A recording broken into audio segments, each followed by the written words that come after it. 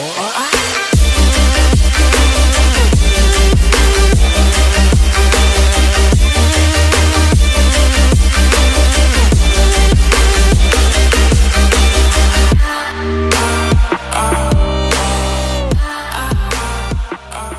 back to update 4 in the build series for the Tamiya Grand Hauler. Apologies that this has come so late. As it currently stands, I still haven't been able to finish the body because the weather's been so bad and haven't been able to finish the paintwork and a few other things that have popped up. Hopefully that is uploaded by now, but if not, it will be very soon. So update 4 is going to be all about assembling the gearbox. I've got most of the parts out that I believe are involved in this right in front of me. There's some hardware just to the left, just some nuts, bolts, washers and E-clips, etc. That's probably all I'm going to say for now. I'm going to jump in the build. I'm going to get this gearbox complete. If there's any decent points where I can stop and show you the internals of how it's been put together, I'll do that and show you all the gears working and moving together. I have been warned that this is by far the hardest part of this build, so it's going to be interesting. So don't find their instructions that straightforward to follow. I've said this before, that might just be me. So hopefully this is a little bit more straightforward than what I've been advised, and well, I'll let you know how we get on. I'll see you soon. Okay guys, just want to show you it assembled and working. I haven't added any more grease across the gears yet, just because I want you to be able to see what's there.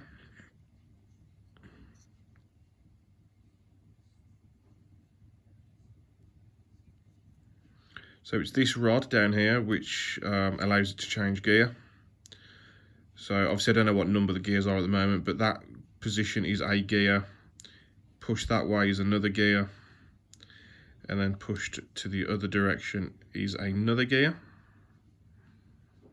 Motor will be going through the top, so let's imagine that my finger is the pinion gear of the motor. We can see that that's turning quite slowly.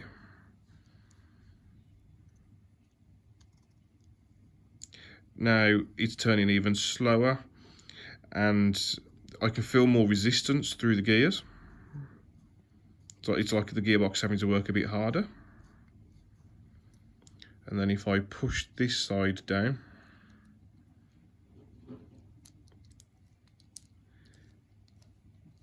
I'd imagine that, I'm guessing that's gear 3 because it's turning more, therefore higher speed, but I'm not too sure.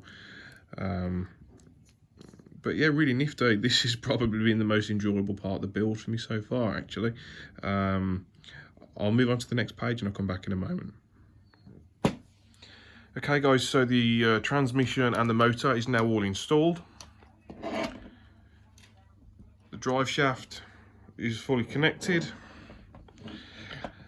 Yeah, I have to say this part went really well. It's quite complex. You do need to take your time. I would highly advise not doing what I did. So I took all the parts off the parts tree at the beginning. To be honest, the only reason I did that was because I was waiting for my phone to charge so I could use it as a camera. So I got a bit bored. Don't do that because a lot of the parts, well, a few of the parts look almost identical to others, but are just ever so slightly different in size, maybe by a millimetre or so. So don't do that. Leave them on the tree until you need them. Really impressed with it. The gear slider works well. It's connected to the rod at the front. You can feel a difference when you're rotating the pinion and going through the transmission yourself. Really impressed. Went together really well. Nothing to really report on this. No issues other than maybe a couple of bits that I misunderstood myself. But here we are, guys. So after this now, the body's got to go on before I can start putting on the 5th wheel on the back. Then we'll start putting on all the accessories. So it's almost there. Thanks for staying tuned, guys. I'll see you on the next episode of Experience RC.